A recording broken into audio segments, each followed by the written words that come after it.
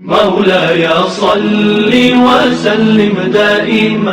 لقد سمع الله قول الذين قالوا إن الله فقير ونحن أغنياء صدق الله مولانا العظیم. محبت سے درود شریف پڑھ لیجیے. الصلاۃ والسلام علیک یا سیدی یا رسول اللہ وعلى آلک واصحابک یا سیدی یا حبیب اللہ. حاضرین محترم، سورۃ آل عمران کی ایک آیت کریمہ کا جز تلاوت کیا. اللہ رب العزت نے فرمایا، تحقیق اللہ نے سن لیا ایسے لوگوں کا قول جنہوں نے کہا بے شک اللہ فقیر ہے اور ہم غنی ہیں. تو ہم لکھ چھوڑیں گے ما قالوا، جو انہوں نے کہا، وقتلہم الانبیاء بغیر حق، اور انبیاء کو جو ناحق انہوں نے قتل کیا. وَنَقُولُ، اور قیامت کے دن ہم کہیں گے، ذُوقُوا عَذَابَ الْحَرِيقِ، اب جلنے کے عذاب کا مزہ چکھو. اس آیت کریمہ میں اللہ تعالیٰ نے اپنی گستاخی کرنے والوں کو متنبع کرنے کے بعد فرمایا کہ آخرت میں تمہیں دردناک جلانے والا عذاب ہوگا. اس کا شان نزول تفسیر کبیر میں اس طرح ہے، اللہ تعالیٰ نے فرمایا، من ذا الذی یقرض اللہ قرضا حسنا، وہ کون ہے جو اللہ کو قرض حسن دے؟ جو اللہ کو قرض حسن دے گا، فَيُضَاعِفَهُ لَهُ أَضْعَافًا كَثِيرًا، اس کو دگنا کر کے واپس لوٹائے گا. یہودیوں نے یہ آیت سنی تو کہنے لگے اللہ تو قرض مانگتا ہے، اللہ نعوذ باللہ یہ فقیر ہوا اور ہم جن سے وہ قرض مانگ رہا ہے ہم غنی ہوئے.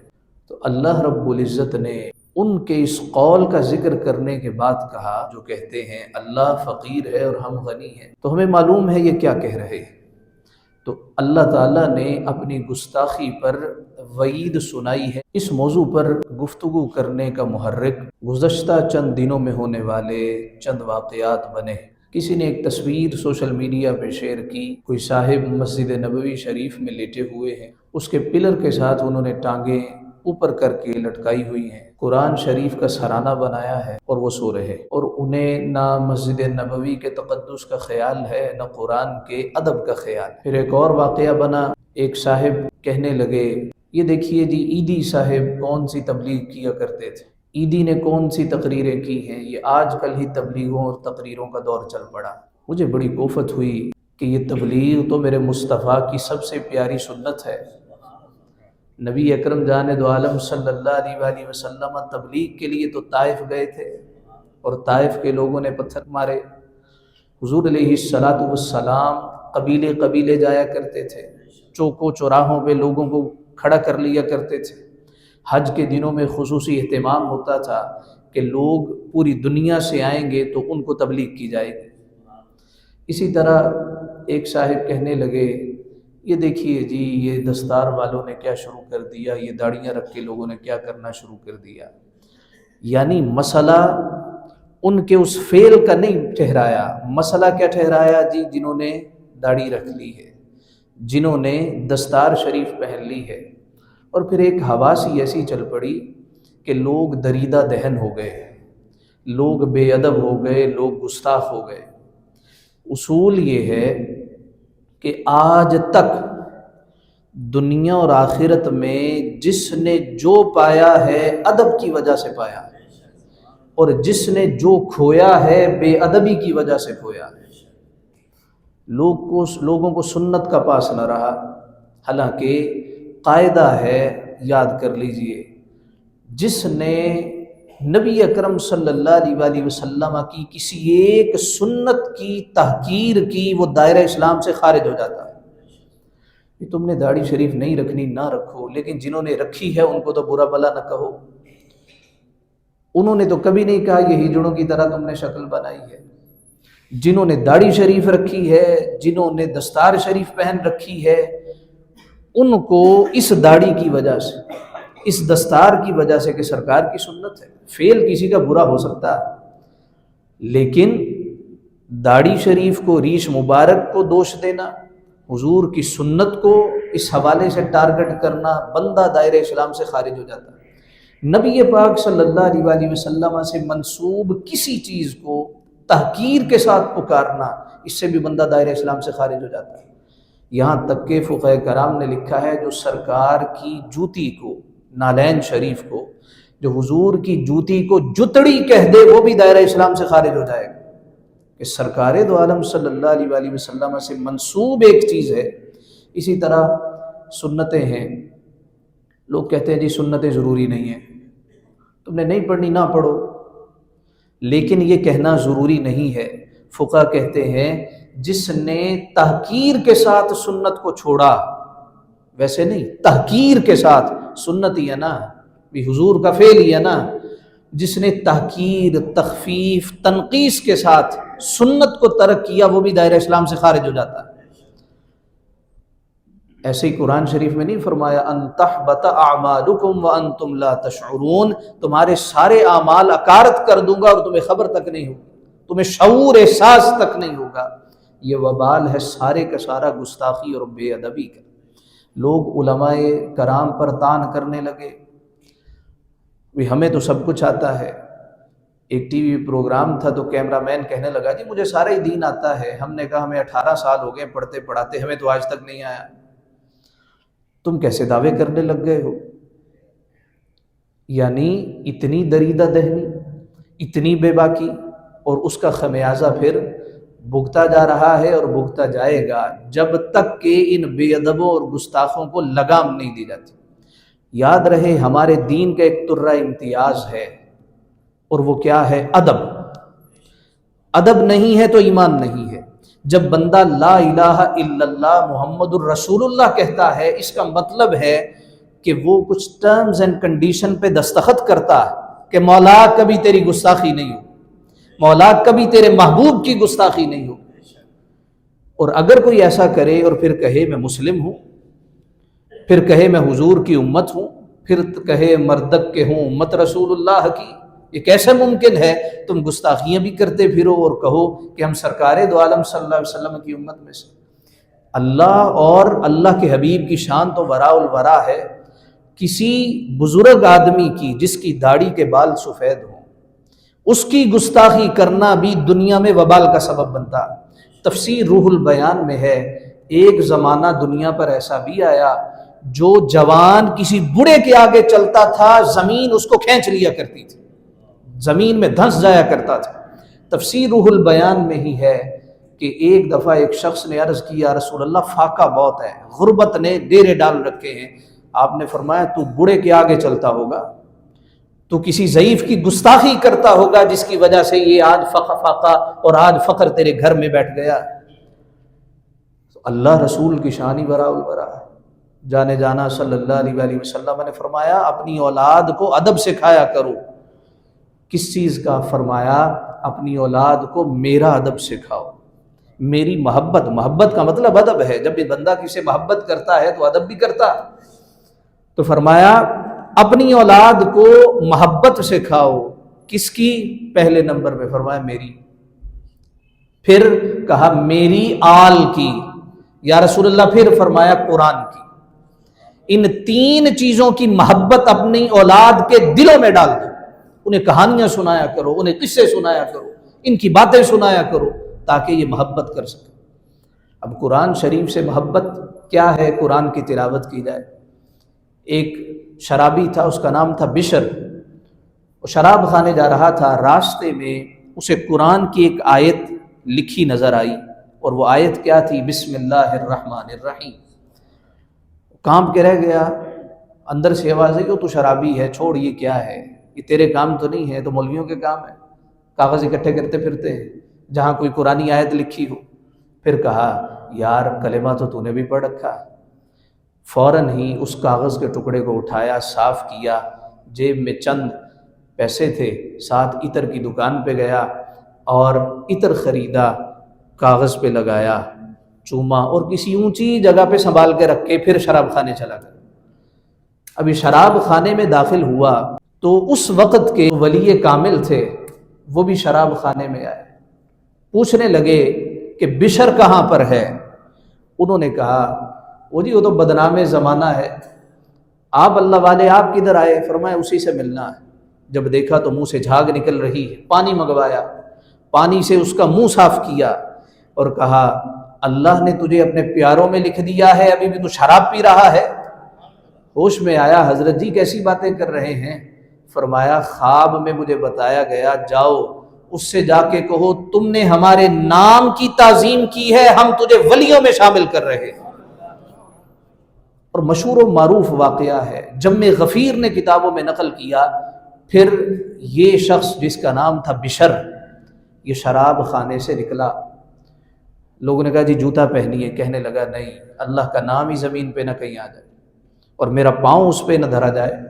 ننگے پاؤں چلنے لگا، جب تک یہ زندہ رہا، جب تک یہ حیات رہا، وہاں کوئی جانور بھی گوبر نہیں کرتا تھا جس رستے سے اس بشر نے گزرنا ہوتا تھا، اور نام ان کا پڑا حضرت بشر حافی رضی اللہ تعالی۔ حافن کہتے ہیں ننگے پاؤں چلنے والا۔ تو جو بسم اللہ شریف یعنی کہ ایک آیت کی تعظیم کرتا ہے، اللہ دیکھیے اس کو کتنا رتبہ عطا کرتا۔ تو وہ جس کے سینے میں قرآن محفوظ ہو، وہ جس کے سینے میں تفسیر محفوظ ہو، جو اس کی بے ادبی کرے گا، کیا وہ دنیا میں کہیں کامیاب ہو سکے گا؟ جو آخرت میں کامیاب ہو سکے گا؟ گستاخ کے لیے نہ تو دنیا ہے نہ آخرت ہے، بلکہ میں نے تو کتابوں میں یہ پڑھا جو گستاخ ہو اسے تو زمین بھی قبول نہیں کرتی۔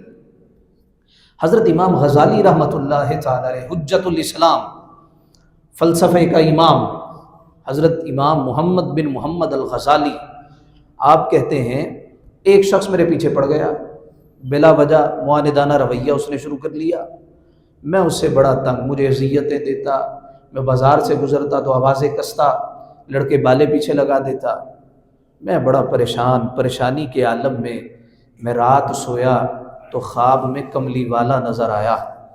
امام غزالی کہتے ہیں کہ جانے دو عالم صلی اللہ علیہ وسلم، میں نے کہا بیٹے غزالی تو پریشان کیوں ہے؟ یا رسول اللہ میں دین کا کام کرتا ہوں اور لوگ میرے مخالف ہو جاتے ہیں۔ کہ دوسری طرف مجھے ایک مجمع نظر آیا، مجمع میں وہ شخص بھی تھا۔ آقا علیہ السلام نے فرمایا ان میں سے کون ہے؟ یہ تو نہیں ہے۔ میں نے کہا جی یا رسول اللہ یہی ہے، خواب کی بات ہے۔ دائیں طرف حضرت ابو بکر تھے اور بائیں طرف حضرت عمر تھے۔ حضور علیہ السلام نے جناب عمر کو اشارہ کیا، حضرت عمر آگے بڑھے، اس شخص کو مجمع سے کھینچا، زمین پہ لٹا کے درے مارے۔ میری آنکھ کھل گئی، خواب کی بات تھی، خواب ہی رہی، لیکن مجھے اطمینان ہوا او غزالی لوگوں کی خیر ہے، محمد مصطفیٰ تو تیرے ساتھ ہیں، ابو بکر و عمر تو تیرے ساتھ ہیں۔ بات آئی گئی ہو گئی، خدا کا کرنا ایسا ہوا کہ چند مہینوں کے بعد اسی شخص کا انتقال ہو گیا۔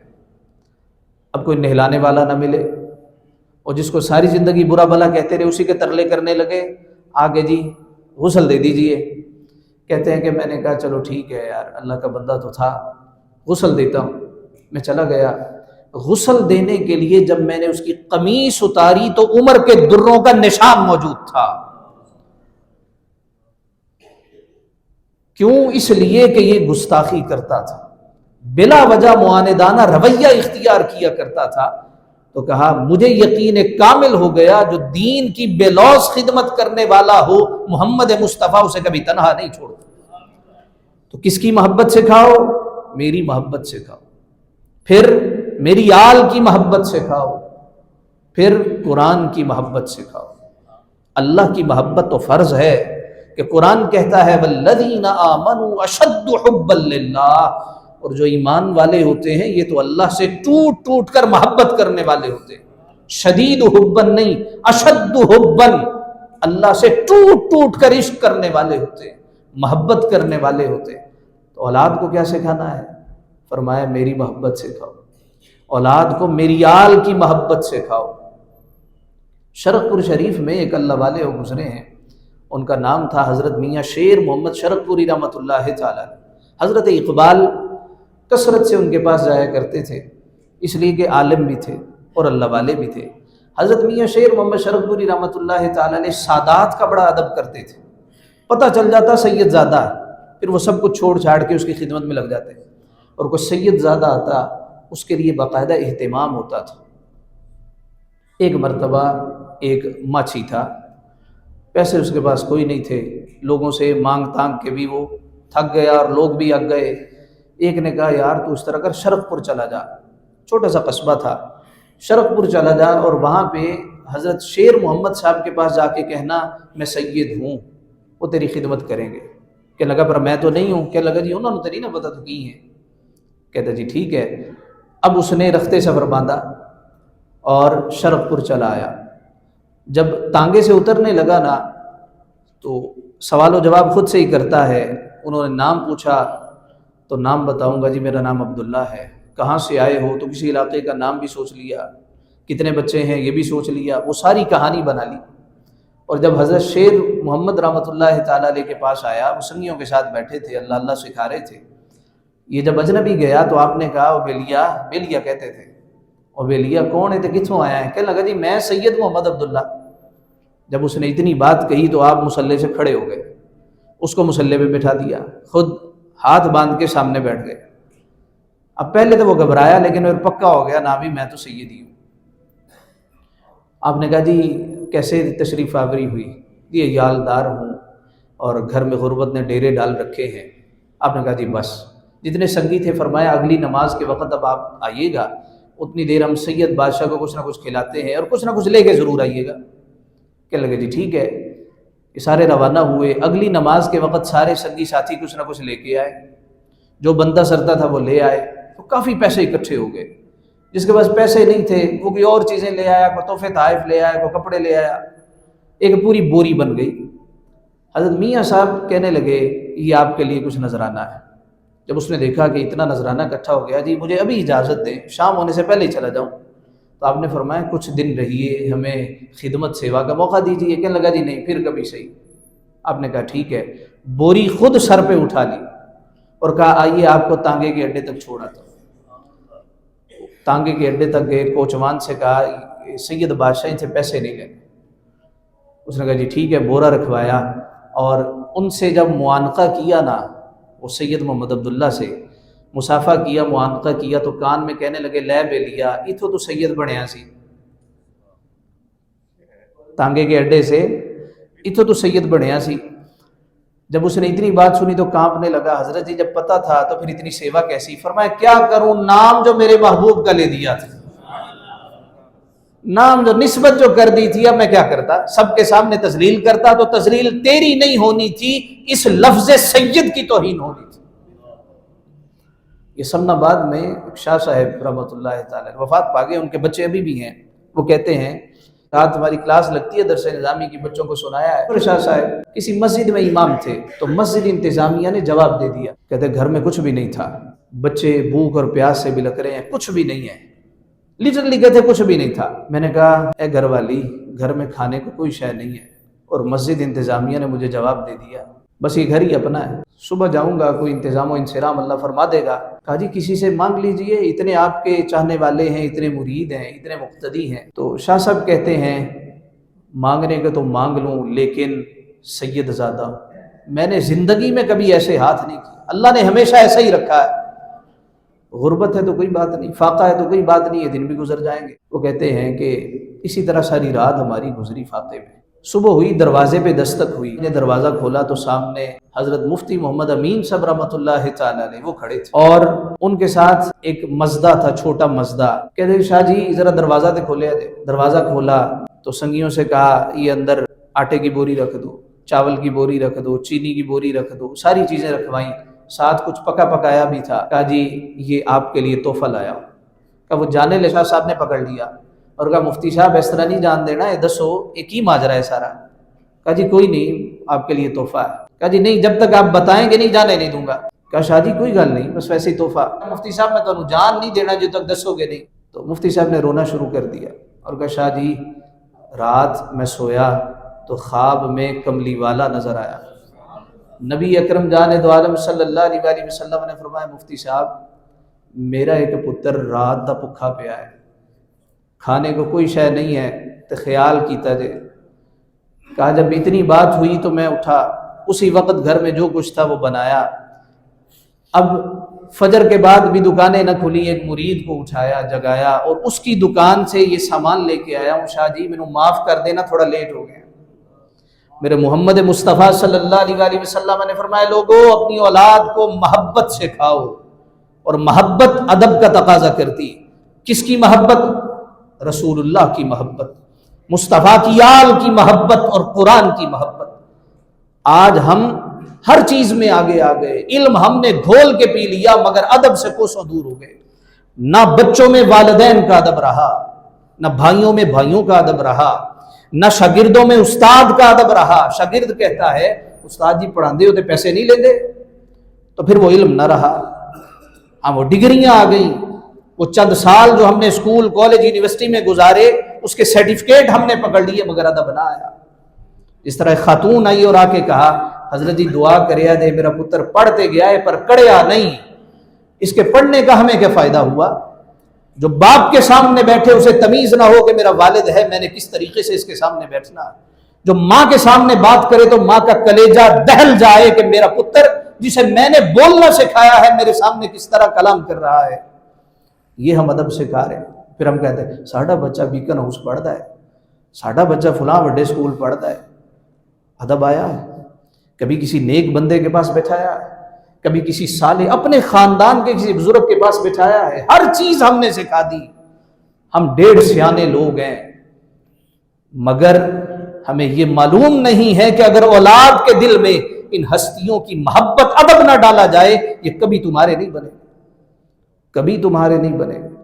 باپ اپنے بچوں کے منہ سے سنتا ہے کہ بھئی یہ سنت کی تحقیر ہو رہی ہے، یہ فلاں شخص کو سوشل میڈیا پہ سنتا ہے جس کا کام ہی گستاخانہ مواد کی تشہیر کرنا ہے، پھر بھی باپ نہیں روکتا۔ اور صرف اتنی بات اگے تو نہ کرے آجے، حضور علیہ السلام نے جناب امام حسن مجتبیٰ کو دیکھا، کھجور پڑی تھی، چھوٹے بچے ہیں، اور کھجور منہ میں ڈال لی۔ سرکار تشریف لائے، فرمایا کہ یہ ہمارے لیے نہیں ہے، یہ صدقہ ہے اور سادات کے لیے نہیں ہے۔ صرف اتنی بات نہیں کہی کہ چل ٹھیک ہے آگے تو نہ کری، نہیں، سرکار نے منہ میں انگلی ڈالی، حدیث مبارکہ ہے، انگلی ٹیڑھی کر کے کھجور نکالی، فرمایا یہ ہمارے لیے نہیں ہے۔ یعنی سرکار نے سکھایا بچوں کی تربیت کرنی ہو صرف زبانی ضروری نہیں ہے، انگلی ٹیڑھی کرنی پڑے تو انگلی ٹیڑھی بھی کی جائے گی۔ یہ سرکار نے ادب بھی سکھایا، سرکار نے تعلیم بھی سکھائی، سرکار نے تربیت بھی سکھائی۔ دوستو دعا کرو اللہ ہمیں ادب والوں کا ساتھ عطا فرمائے، اللہ ہمیں گستاخوں بے ادبوں سے محفوظ فرمائے۔ دنیا میں جس نے جو مرتبہ پایا ہے ادب سے پایا، دنیا و آخرت میں ادب کے ذریعے مرتبہ ملا ہے، اور جس نے جو کھویا ہے گستاخی اور بے ادبی کی وجہ سے کھویا۔ اللہ تعالی ہمیں با ادب لوگوں کا ساتھ عطا فرمائے۔